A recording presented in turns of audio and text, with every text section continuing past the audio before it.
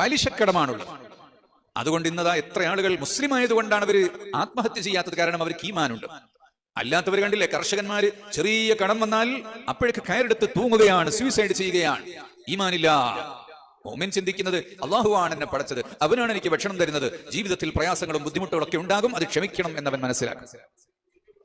അപ്പൊ കടം കൊടുക്കൽ ഇസ്ലാം വലിയ പുണ്യമായി പഠിപ്പിച്ചു. അപ്പൊ ഇവിടെ പലിശ ഉണ്ടായാൽ എന്താണ് തകരാറ്? പലിശക്ക് ലാഭമുണ്ടായാൽ കൊണ്ടുകൊടുക്കുക എന്നതല്ല. ലാഭമുണ്ടായാലും ഇല്ലെങ്കിലും നിർബന്ധമായും മാസത്തിൽ ഇത്ര അടച്ചിരിക്കണം. സുബ്ഹാനല്ലാഹ്, ചില ആളുകൾ വരും, ഉസ്താദേ 10 ലക്ഷം റുപ്യ കടം വാങ്ങിയിരുന്നു, ഇപ്പോ ജപ്തി ചെയ്യാൻ വേണ്ടി വരുന്നുണ്ട്. എത്ര ബാങ്കിൽ അടക്കാനുണ്ട്? 13 ലക്ഷം അടക്കാനുണ്ട്. അപ്പൊ ഇതുവരെ ഒന്നും അടച്ചിട്ടില്ലേ? 12 ലക്ഷം അടച്ചിട്ടുണ്ട്. 12 ലക്ഷം അടച്ചിട്ടുണ്ട്, ഇനിയും 13 ലക്ഷം അടക്കാനുണ്ട്. വാങ്ങിയത് 10 ലക്ഷം. ഈ 10 ലക്ഷം വാങ്ങിയവൻ പലിശ അടച്ചടച്ച് കിട്ടുന്നൊക്കെ പലിശയിലേക്കാണ് പോയത്. കടത്തിലേക്ക് ഇപ്പോഴും മുതലിലേക്കൊന്നും പോയിട്ടില്ല. അപ്പൊ 25 ലക്ഷം. അങ്ങനെ പ്രയാസപ്പെടുന്ന അവസ്ഥയിലേക്ക് മുഅ്മിനെ തള്ളിവിടുന്നത് ആരാണ്? ഇസ്ലാം പഠിപ്പിച്ച രീതി എങ്ങാനും ഇവിടെ നടപ്പിലാക്കുകയാണെങ്കിൽ അതുണ്ടാകില്ല.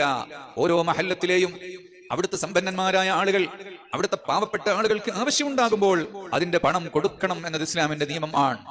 മയാസിറുൽ മുസ്ലിമീൻ, മുസ്ലിമീങ്ങളിൽ നിന്ന് കഴിവുള്ള ആളുകൾ അവന്റെ നാട്ടിലുള്ള ആളുകൾക്ക് സക്കാത്ത് കൊടുക്കുന്നതല്ല. സക്കാത്ത് കൊടുത്തു, അതിനു പുറമെ സ്വതക്കകൾ കൊടുക്കണം. സ്വതക്ക ഐച്ഛിക ദാനമാണ്, ഇഷ്ടമുണ്ടെങ്കിൽ അത്ര കൊടുക്കുന്നതാണ്. എന്നാൽ നിർബന്ധമായും കൊടുക്കേണ്ടത് തന്നെയാണ്. ആ നാട്ടിൽ ഒരാളുടെ കിഡ്നി നഷ്ടപ്പെട്ടു, അതിന്റെ ചികിത്സ നടത്താൻ 15 ലക്ഷം രൂപ വേണമെങ്കിൽ അത്രയും ക്യാഷുള്ള ഒരു മുതലാളി ഉണ്ടെങ്കിൽ അദ്ദേഹം 15 ലക്ഷവും കൊടുക്കണം. എന്നാ വേറെയും മുതലാളിമാരുണ്ടല്ലോ എന്ന് കരുതിയിട്ട് ഞാൻ കുറച്ചു കൊടുക്കാം എന്നല്ല. നിന്റെ അടുത്ത് വന്നാൽ നിനക്ക് തന്നെ ആ ബാധ്യതയാണ്. വേറെ ആളുണ്ടോ എന്ന് നിന്നോട് ചോദ്യം ഇല്ല.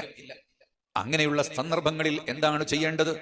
മഹല്ലു ജമാഅത്തുകളും കമ്മിറ്റികളും നാട്ടിലുള്ള ജനങ്ങളുടെ പ്രശ്നങ്ങൾ അറിയുകയും അത് എല്ലാവരോടും പറഞ്ഞ് എല്ലാവരും കുറേശ്ശെ ചേർത്ത് കൊടുക്കുമ്പോൾ ആളുകൾക്ക് ഭാരമാകില്ല, പ്രശ്നങ്ങൾ തീരും.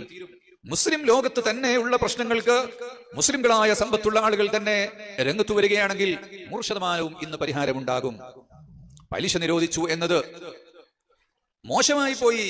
പലിശ കൊണ്ടല്ലേ മറ്റവരൊക്കെ തടിച്ചു കൊടുക്കുന്നത്, വളരുന്നത് എന്നാരെങ്കിലും ചിന്തിച്ചിട്ടുണ്ടെങ്കിൽ നിങ്ങൾക്ക് കാണണമോ? പലിശാധിഷ്ഠിത സമ്പദ് വ്യവസ്ഥയുള്ള നാടുകൾ മുഴുവനും സാമ്പത്തികമായി ഞെരുക്കത്തിലേക്ക് അമരുകയാണ്.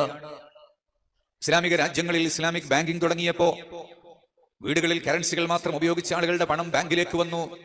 ഇസ്ലാമിക രീതിയിൽ അതിനെ കൈകാര്യം ചെയ്തു, വലിയ ലാഭമുണ്ടായി. അത് കണ്ടിട്ടല്ലേ അമേരിക്കക്കാരനും ബ്രിട്ടീഷുകാരനും ക്രിസ്ത്യാനികളും യഹൂദികളും മറ്റുമെല്ലാം ഇസ്ലാമിക് ബാങ്കിങ്ങുകൾ അവരുടെ കച്ചവട സ്ഥാപനങ്ങളിൽ തുടങ്ങുന്നത്. ഇസ്ലാം വെച്ചിട്ടുള്ള ഹലാലും ഹറാമും, ഇത് തിന്നാൻ പറ്റൂല, മറ്റത് കുടിക്കാൻ പറ്റൂല, എന്തൊരു കഷ്ടമാണ് എന്ന് പറയുന്ന ആളുകളിലെ മദ്യപിച്ച